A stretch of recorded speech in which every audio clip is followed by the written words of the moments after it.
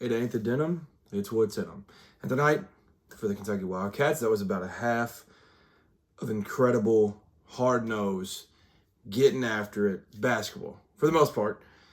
And they come back from down 14 in a second comeback of the year to complete the season sweep over the Vols for the third time in 4 years, first time since 2012 of having back-to-back years of a regular season sweep.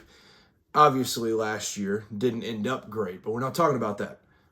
We're talking about how this season sweep has happened for a second time in a row. Mark Pope, back-to-back years of it, and now this Kentucky team is completely shifted. Now, I say, what's in them?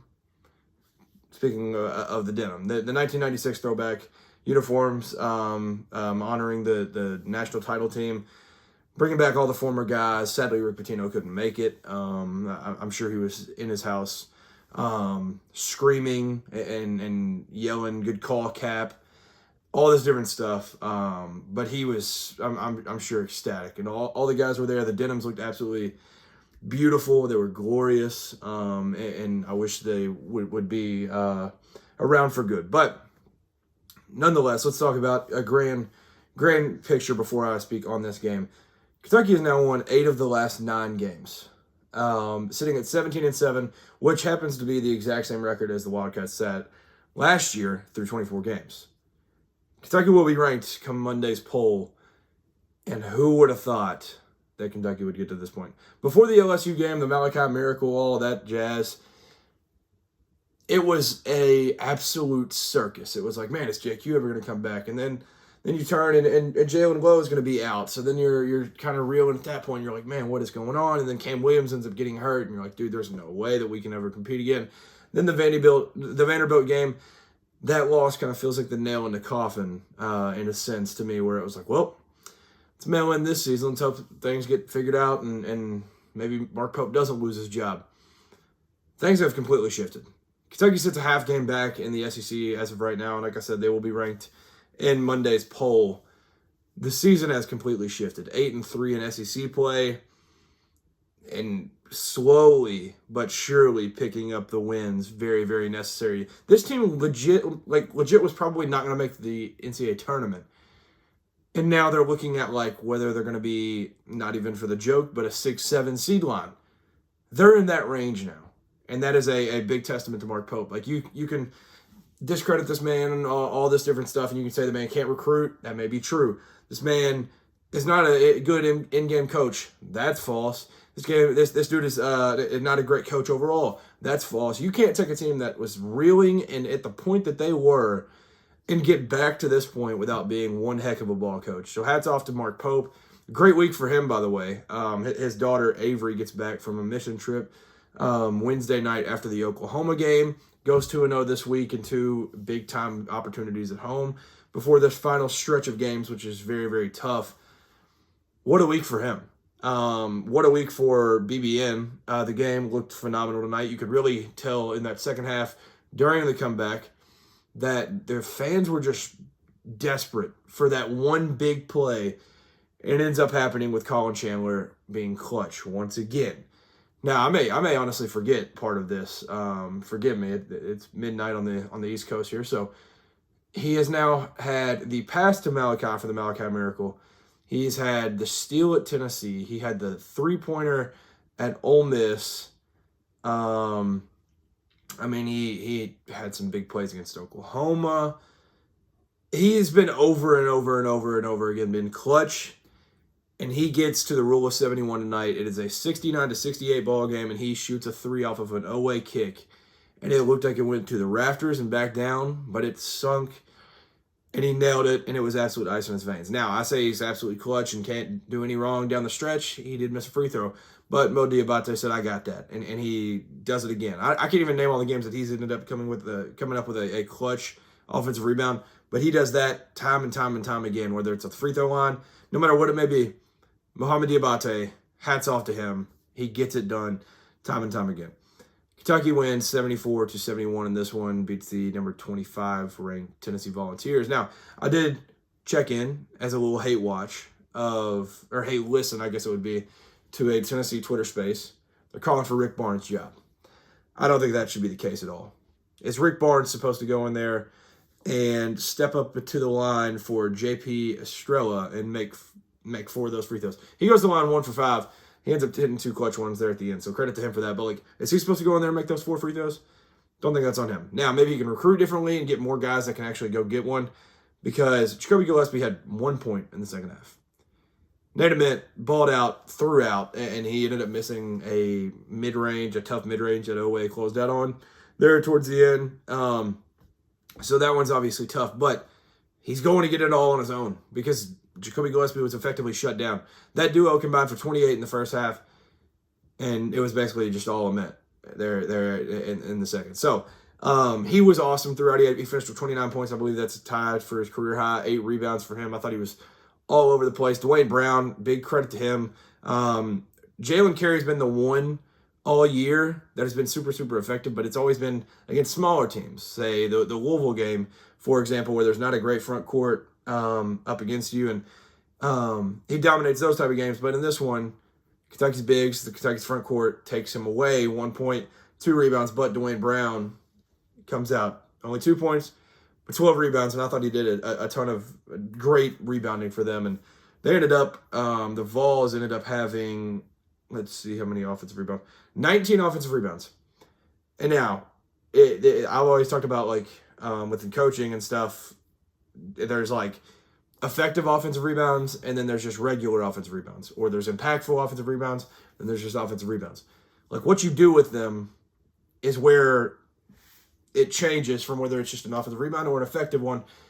And that's exactly what they were doing early and how they built the lead, because all of those offensive rebounds, it felt like, were put into putbacks, or they got it back out, got into something, and then scored off of that.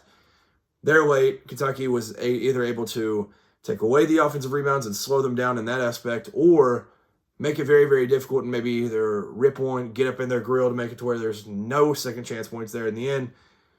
That was a big, big key part down the stretch. And it literally looked like for, I would say 3/4 of this game, it looked like Tennessee just wants this game more. It means a lot more to them. And that didn't end up being the case. Like, it down the stretch there, I don't care if it's Oweh going through Bishop Boswell's nose or something to go finish.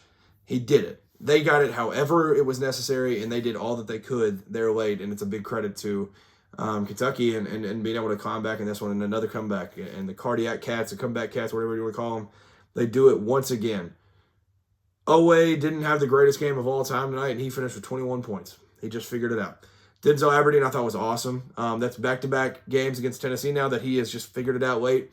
He's been in, high ball screens and gotten downhill, and whether there was one late where Malachi sealed, there was one late where he ended up having to kick it and get rid of it and all this different stuff. Like, he just figured it out, and he got it done, and that's all that you could ask for. Malachi Moreno, I thought, gave some really good minutes. He had 2 blocks, but he really, I thought, affected the rim a lot more than just what 2 blocks indicate. So big credit to him. And then off the bench, I thought all those guys played good minutes. Jasper Johnson, really, really tough move that didn't end up falling, but got him to the line against Jacoby Gillespie. He ended up with another layup after that. Brandon Garrison, I thought he was good. The missed dunk, or the missed layup because he should have dunked it. That will forever annoy me. This man, what does ESPN have him listed as? 6'10", 245. Dunk the ball, BG. What are we doing? Mo Dioubate, 2 rebounds, obviously one of those extremely, extremely clutch. He also had a block hit on Estrella, I think it was. But and then Trent Noah came in. I thought he had some good things, like 2 steals. Trent Noah, I've always talked about, is like he can't play because he's not a good enough defender. He came in tonight, didn't even impact the game a whole lot offensively. He had 2 free throws and that was it. But he came out and just impacts the game in every way that he can, and he put on the Denims and made people proud of him. For Tennessee, though, I do think, you're sitting at 6-4 in SEC play. I think there's some wins down the stretch.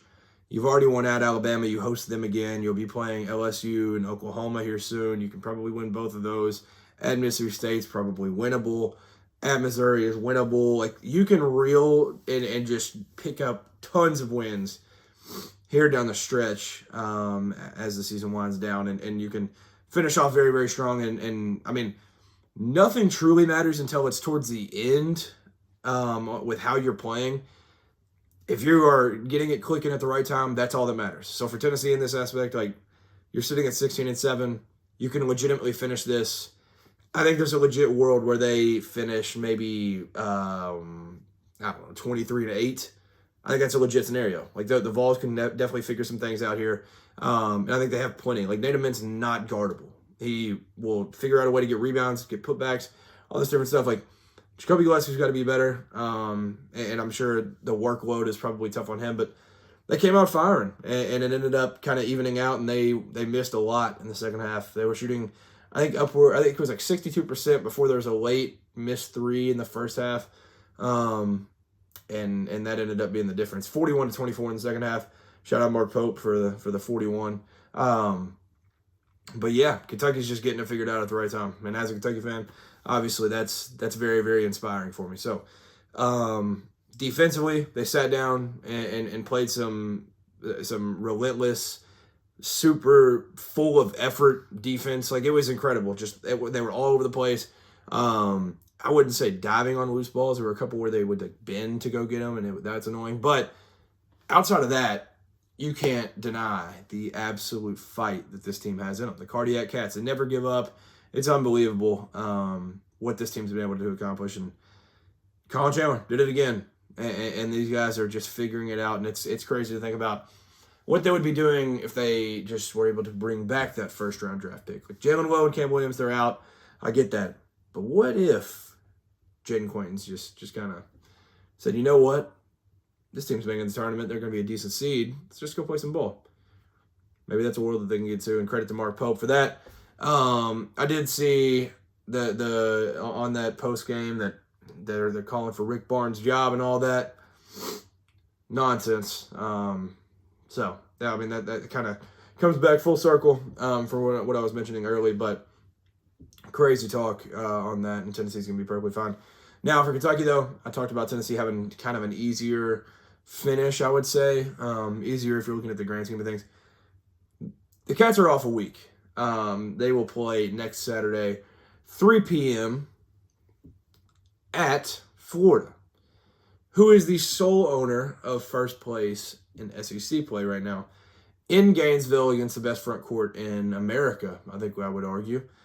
The Gators are coming off a win tonight against the Texas A&M Aggies, who were the former top team in the conference, and it was a 19-point victory, 86-67. Dominance. They've been absolutely rolling, so, you know, no chilling for the Cats. So that one against Florida on the road, and then it's Georgia, at Auburn, at South Carolina, Vanderbilt again, PTSD, at Texas A&M, and then Florida once again, but this one will be at home. So it's going to be brutal down the stretch. Going to be very, very difficult. A lot of really good teams, some tough environments to go into, some teams that are figuring it out. It's going to be difficult, but these guys just keep winning, and they just figure out ways to just win a ball game. Like whether it's missing a free throw, going to get the board, whether it's like play breaks down, away kicks it, Collin Chandler hits a three. They're jumping passing lanes. Collin Chandler, I think, towards the end of the game just had like a frick you mindset. And he just said, like, I'm tired of these dudes getting offensive boards. So instead, he knows he probably can't just go up, two-hand, grab it, because while he's floating in the air with his, like, 40-inch vertical or whatever, white boy can fly, while he's up there, he's probably going to be a little soft with it. So instead of that, he takes it and just volleyball spikes it into the ground so that somebody else can get it. Those are the type of winning plays that this team just continues to make. And Collin Chandler has just been super, super special here down the stretch, and it's been awesome to see. And Collin Chandler now, in these last few games, has been outstanding. He only had 9 tonight, but it was 3 threes, all very important. But then it was 18-13, then a down game, but then 18-12. Like, he's getting it figured out at the right time. Sophomore Collin Chandler is absolutely rolling. So that'll do it for this one. I just wanted to hop on and talk about the Kentucky Wildcats beating the Tennessee Volunteers. Ain't no smuggy smoke on Rocky Top. That's one of those type of nights. It's always fun to beat the Vols. I think they'll be okay. And if you're a Kentucky fan tuning in, you probably just don't want to worry about the Vols. But on this channel, I do kind of cover mostly all of college basketball. So Vols are going to be all right, but the Kentucky Wildcats are figuring it out at the right time. Perfect timing for it. as the season winds down. Big opportunity next Saturday with a week off. Get healthy, get rested, then fight your tail off. So, great win. It ain't the Denim. It's within them. Peace.